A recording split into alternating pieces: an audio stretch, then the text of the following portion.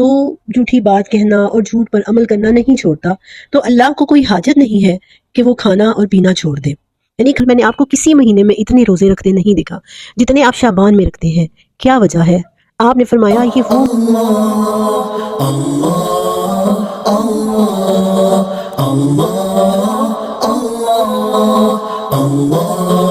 أعوذ بالله من الشيطان الرجيم بسم الله الرحمن الرحيم الحمدللہ رب العالمین والصلاة والسلام علی سید المرسلین وعلی آلہ واصحابہ اجمعین. اما بعد رب اشرح لی صدری ویسر لی امری واحلل عقدۃ من لسانی یفقہوا قولی رب زدنی علما. اما بعد اعوذ باللہ من الشیطان الرجیم بسم اللہ الرحمن الرحیم. قال اللہ تعالی فی کتابہ یا ایہا الذین آمنوا کتب علیکم الصیام کما کتب علی الذین من قبلکم لعلکم تتقون. معزز سامعین، السلام علیکم ورحمۃ اللہ وبرکاتہ. ابھی میں نے آپ کے سامنے جو آیت پڑھی ہے، اللہ تعالیٰ نے اس میں اہل ایمان کو حکم دیا ہے کہ اے ایمان والو، تم پر روزے فرض کیے گئے ہیں ایسے ہی جیسے کہ تم سے پہلے لوگوں پر فرض کیے گئے تھے تاکہ تم متقی بن جاؤ. رجب کا مہینہ گزرا ہے، اس کے بعد اب یہ شعبان کا مہینہ اور اس کے بعد پھر رمضان کا مہینہ. رمضان جس کے بارے میں قرآن پاک میں ذکر آیا ہے کہ شہر رمضان الذی انزل فیہ القرآن، کہ رمضان وہ مہینہ ہے جس میں قرآن نازل کیا گیا اور پھر اس میں روزے رکھنے کا حکم دیا گیا ہے. باحیثیت مسلمان ہم میں سے کوئی روزے رکھتا ہے یا نہیں رکھتا، لیکن اس کی اہمیت سے ہر کوئی واقف ہے، ہر کوئی جانتا ہے کہ اس کی بہت اہمیت ہے، یہ بڑے ثواب کا کام ہے. رمضان کی تیاری ہم پہلے سے ہی شروع کر دیتے ہیں، ہر اسکالر جو ہے وہ لیکچرز دینے شروع کر دیتے ہیں اور ہم لوگ سنتے ہیں شوق سے، اور کچھ جو نہیں سنتے یا جو روزے نہیں رکھتے بہرحال اہمیت سے وہ بھی واقف ہے. اسی لیے میں آج روزے کی فرضیت پر یا اس کی اہمیت پہ بات نہیں کروں گی، بات شروع کروں گی روزے کے مقصد سے کہ روزہ رکھنے کا مقصد کیا ہے. لعلکم تتقون، تاکہ تم متقی بن جاؤ، تاکہ تم تقوی کی روش اختیار کر لو، اللہ سے ڈرتے ہوئے. صرف یہ مطلب نہیں ہے کہ اللہ سے ڈرتے ہوئے، اس کا مطلب یہ کہ کانشیس ہو کر اللہ کا خوف، اللہ کی محبت، اللہ کا خیال اور اللہ کا ذکر، اللہ کو یاد رکھتے ہوئے زندگی گزارو. اسی لیے تم پہ روزے فرض کیے گئے ہیں، اس مقصد کے حصول کے لیے. حدیث میں بھی آتا ہے نا، اللہ تعالیٰ نے فرمایا کہ من لم يدع قول الزور وعمل به فلیس للہ حاجۃ ان يدع طعامہ وشرابہ، کہ جو جھوٹی بات کہنا اور جھوٹ پر عمل کرنا نہیں چھوڑتا تو اللہ کو کوئی حاجت نہیں ہے کہ وہ کھانا اور پینا چھوڑ دے. یعنی کھانا اور پینا چھوڑ دینا جو ہے وہ حصول نہیں ہے، وہ مقصد نہیں ہے. کہ صرف اللہ تعالیٰ تمہیں بھوکا اور پیاسا نہیں رکھنا چاہتا. پھر یہ بھی کہا کہ غیبت کرنے والے کا بھی روزہ ٹوٹ جاتا ہے، گالم گلوچ سے بھی منع کیا گیا ہے اس میں. تو مقصد کیا ہے؟ اخلاقی برائیوں سے بھی بچا جائے اور پھر عبادات کر کے اللہ کو یاد کیا جائے، تاکہ یہ آپ ایک مومن کی ٹریننگ ہو سکے. ایک مومن کو ٹرین کرنے کے لیے روزہ رکھا جاتا ہے. اچھا جی، اب بات آتی ہے، ایک ہوتا ہے فرضی روزہ اور ایک ہوتا ہے نفلی روزہ. فرضی روزے جو ہے نا وہ رمضان کے 30 یا 29 روزے ہیں جو فرض ہیں، اور جو جان بوجھ کر اگر چھوڑے جائیں تو ان کا کفارہ ادا ہو ہی نہیں سکتا جان بوجھ کے چھوڑے ہوئے روزے کا. ہاں بیماری کی حالت میں ہے، سفر میں ہے تو اس کا کفارہ ہمیں حدیث میں ملتا ہے، لیکن جو جان بوجھ کے روزہ چھوڑا جاتا ہے اس کا کفارہ، جیسے اللہ تعالیٰ نے کہا کہ الصوم لی وانا اجزی بہ، روزہ میرے لیے ہے اور میں ہی اس کا اجر دینے والا ہوں.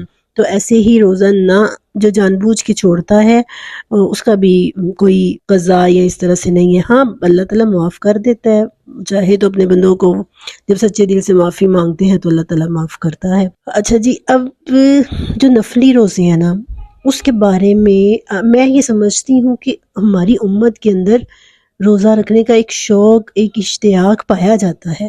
بہت زیادہ یہ سوال پوچھا جاتا ہے کہ کیا رجب کے روزے ہیں یا نہیں ہیں، کیا شعبان میں روزہ رکھنا چاہیے یا نہیں رکھنا چاہیے؟ عاشورے کے روزے کے بارے میں پوچھا جاتا ہے، ذوالحج کے بارے میں، مطلب یہ میں کہتی ہوں موسٹ ریپیٹڈ کوسچن ہے، موسٹ آسکڈ کوسچن کہہ لیں آپ اس کو، کہ بہت زیادہ پوچھا جانے والا سوال یہ ہے کہ روزہ ہم رکھ سکتے ہیں؟ ابھی یہ معراج گزری ہے رجب کا، تو اس کے بارے میں بھی بہت سے لوگ رکھتے ہیں، بہت سے لوگ سوال پوچھتے ہیں، تو جس سے یہ ظاہر ہوتا ہے، میں تو سمجھتی ہوں کہ بڑا شوق ہے ہمارے مسلمانوں کے اندر روزہ، نفلی روزہ رکھنا۔ تو اب شعبان شروع ہو رہا ہے اور آج کا یہ پروگرام شعبان کے حوالے سے ہی ہے۔ نبی پاک صلی اللہ علیہ وسلم کی ایک حدیث ہے سنن نسائی کے اندر، میں آپ کو حدیث کا نمبر بھی بتا دیتی ہوں، 2359 حدیث ہے، اور اس کے راوی ہیں حضرت اسامہ۔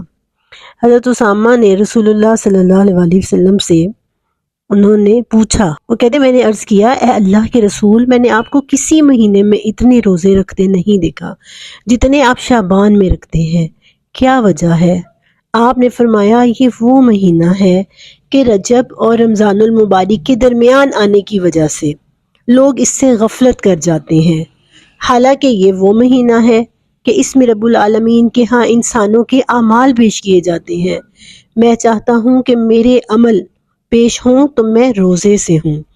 یہ تو ہے سنن نسائی کی حدیث۔ اس کے علاوہ صحیح بخاری میں حضرت عائشہ سے بھی ایک روایت ملتی ہے، وہ فرماتی ہیں کہ رسول اللہ صلی اللہ علیہ وسلم حضرت عائشہ فرماتی ہیں کہ رسول اللہ صلی اللہ علیہ وسلم نفل روزے رکھنے لگتے تو ہم آپس میں کہتے کہ اب آپ روزہ چھوڑیں گے ہی نہیں، یعنی آپ اتنا روزہ رکھتے، اور جب آپ چھوڑتے تو ہمیں لگتا کہ اب آپ رکھیں گے نہیں۔ میں نے رمضان کو چھوڑ کر رسول اللہ صلی اللہ علیہ وسلم کو کبھی پورے مہینے کا نفلی روزہ رکھتے نہیں دیکھا، اور جتنے روزے آپ شعبان میں رکھتے میں نے کسی مہینے میں اس سے زیادہ روزے رکھتے آپ کو نہیں دیکھا۔ مطلب اب حضرت عائشہ کی روایت تو یہ بتا رہی ہے کہ آپ پورے شعبان میں روزہ رکھا کرتے تھے۔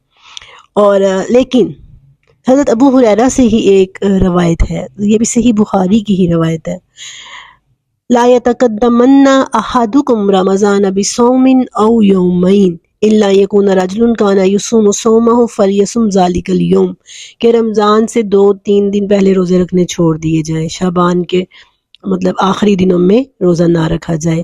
کچھ روایات میں یہ بھی آتا ہے کہ نبی پاک صلی اللہ علیہ وسلم شعبان کے پہلے 15 دنوں کے روزے رکھا کرتے تھے، 15 شعبان تک نبی پاک صلی اللہ علیہ وسلم روزہ رکھا کرتے تھے۔ اچھا، اب جو پہلی حدیث سنن نسائی میں ہے اس کی ریزن کیا بتائیے نبی پاک صلی اللہ علیہ وسلم نے روزہ رکھنے کی؟ آپ نے فرمایا کہ اس میں لوگوں کے اعمال پیش ہوتے ہیں، اللہ کے ہاں شعبان میں سب سے زیادہ اعمال پیش ہوتے ہیں، ایک ریزن یہ بتائی، اور دوسری ریزن یہ بتائی کہ رمضان اور رجب میں، چونکہ رمضان اور رجب میں شعبان آتا ہے تو لوگ اس کی فضیلت سے غافل ہیں، لوگ اس کی اہمیت سے غافل ہو جاتے ہیں۔ اچھا جی، رجب کی کیا اہمیت ہے؟ رمضان کی تو ہے نا، سمجھ آتی ہے، رجب کی کیا اہمیت ہے؟ رجب کو آپ لوگ جانتے ہیں حرمت والے 4 مہینے ہیں، 3 اکٹھے آتے ہیں اور یہ رجب کا مہینہ علیحدہ آتا ہے۔ جو 3 اکٹھے آتے ہیں وہ کون سے ہیں؟ ذوالقعدہ، ذوالحج اور محرم، اور جو علیحدہ آتا ہے وہ کون سا ہے؟ رجب۔ رجب کو شعبان اور رمضان سے پہلے کیوں رکھا گیا؟ یہ حرمت والا مہینہ ہے، اس میں ایک تو رجب میں معراج کا تحفہ دیا گیا، نبی پاک صلی اللہ علیہ وسلم کو اللہ تعالیٰ نے معراج کروائی، اور آپ کی معراج کیا ہے؟ آپ کو 2 تحفے دیے گئے، ایک نماز کا تحفہ اور دوسرا سورۃ بقرہ کی آخری آیات کا تحفہ۔ اور دوسری رجب کی اہمیت کیا ہے کہ یہ حرمت والا مہینہ ہے، اس میں ہم نے احترام کرنا ہے، ہم نے رکنا ہے، اپنے آپ کو روکنا ہے۔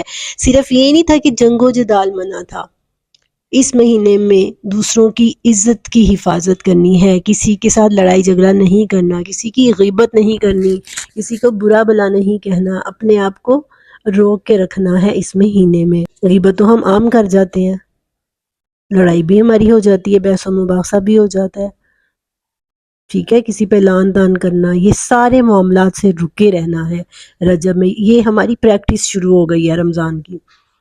ایسے روزوں کا نہیں ملتا رجب میں نے جو حدیث میں دیکھا ہے تو رجب کے کوئی اتھینٹک حدیث نہیں ہے کوئی جس سے رجب کے روزوں کا پتہ چلتا ہو۔ ہاں البتہ شعبان میں نبی پاک صلی اللہ علیہ وسلم نے کثرت سے روزے رکھے ہیں، اور اس کی 2 ریزنز بتائی ہیں۔ ایک یہ کہ چونکہ یہ رجب اور رمضان کے بیچ میں آتا ہے، اسی لیے لوگ اس کی اہمیت سے غافل ہو جاتے ہیں۔ تو اس میں آپ صلی اللہ علیہ وسلم رمضان کی تیاری کیا کرتے تھے۔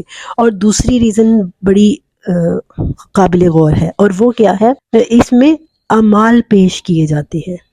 جو بخاری میں روایت ہے اس میں یہ ذکر نہیں ہے، لیکن جو سنن نسائی میں روایت ہے نا، اس میں یہ ذکر ہے کہ بندوں کے اعمال پیش کیے جاتے ہیں۔ اور میں چاہتا ہوں کہ جب میرے عمل پیش ہوں تو میں روزے کی حالت میں، تو اس سے یہ ثابت ہوا کہ شعبان میں اللہ کے ہاں انسان کے اعمال بڑی تیزی سے پیش کیے جاتے ہیں۔ اسی لیے حضرت عائشہ کی روایت ہے کہ نبی پاک صلی اللہ علیہ وسلم پورا شعبان روزے رکھا کرتے تھے۔ اور جو ایک اور روایت میں ثابت ہے کہ آخری دنوں کے روزے نہیں رکھا کرتے تھے۔ اور ایک جو حضرت اسامہ کی روایت ہے اس میں یہ ہے کہ آپ کثرت سے شعبان کے روزے رکھا کرتے تھے۔ اور ایک اور روایت ہے سنن نسائی کی ہی 2360 حضرت اسامہ سے روایت ہے، وہ کہتے ہیں کہ اللہ کے رسول آپ کبھی اس قدر روزے رکھتے ہیں کہ لگتا ہے آپ چھوڑیں گے ہی نہیں، اور کبھی اس قدر چھوڑتے ہیں کہ لگتا ہے رکھیں گے ہی نہیں، مگر 2 دنوں کا ضرور رکھتے ہیں۔ مطلب آپ کے عمومی روزوں میں آ جائیں تو فبی ہاں، ورنہ آپ ان کا روزہ خصوصاً رکھتے ہیں۔ آپ نے فرمایا کون سے 2 دن؟ میں نے کہا پیر اور جمعرات۔ آپ نے فرمایا یہ وہ دن ایسے ہیں کہ ان میں رب العالمین کے ہاں اعمال پیش ہوتے ہیں، اور میں چاہتا ہوں کہ میرے عمل پیش ہوں تو میں روزے سے ہوں۔ یعنی اتنی کثرت، پیر اور جمعرات کا روزہ بھی نبی پاک صلی اللہ علیہ وسلم کی سنت تھی، اور اس کی ریزن کیا بتائی کہ ان 2 دنوں میں بھی اعمال پیش ہوتے ہیں۔ اللہ کے ہاں انسان کے اعمال کب کے پیش ہوتے ہیں؟ شعبان میں، جمعرات کے دن، پیر کے دن، فجر اور مغرب کے وقت۔ یہ بھی احادیث سے ہمیں پتہ چلتا ہے، فجر اور مغرب کے وقت میں بھی نبی پاک صلی اللہ علیہ وسلم کثرت سے روزہ رکھا کرتے تھے۔ اس کے علاوہ نبی پاک صلی اللہ علیہ وسلم ہر مہینے کی 11، 12 اور 13 کا بھی روزہ رکھا کرتے تھے۔ یہ ابھی آپ صلی اللہ علیہ وسلم کی سنت سے ثابت ہے۔ تو آج یہ ثابت ہوا، احادیث سے میں نے یہ بتایا۔ رمضان میں تو ہمیں شعبان کا ذکر نہیں ملتا، لیکن احادیث سے صحیح بخاری کی حدیث بھی میں نے بیان کی ہے، اور سنن نسائی کی احادیث بھی میں نے آپ کے سامنے بیان کی ہیں، جن سے یہ ثابت ہوتا ہے کہ شعبان میں نبی پاک صلی اللہ علیہ وسلم کثرت سے روزے رکھا کرتے تھے۔ رجب، شعبان اور رمضان، یہ تینوں مہینے پے در پہ آتے ہیں جو مسلمانوں کو تقوی کی ٹریننگ دینے کے لیے آتے ہیں، مسلمانوں کے اندر تقوی پیدا کرنے کے لیے آتے ہیں۔ ان 3 مہینوں میں مسلمانوں کی ایسی ٹریننگ ہو جاتی ہے کہ پھر وہ پورے سال کے لیے تیار ہو جاتے ہیں۔ تو انشاءاللہ اگلے لیکچر میں ہم دیکھیں گے کہ ہم رمضان کی تیاری کیسے کریں۔ تو آئیے اب ہم اس لیکچر کے بعد انشاءاللہ مجھے امید ہے کہ شعبان کے روزے رکھنے ہم شروع کر دیں گے۔ اللہ تعالیٰ قبول کرے، آمین۔ وآخر دعوانا ان الحمد للہ رب العالمین، وما علینا الا البلاغ المبین۔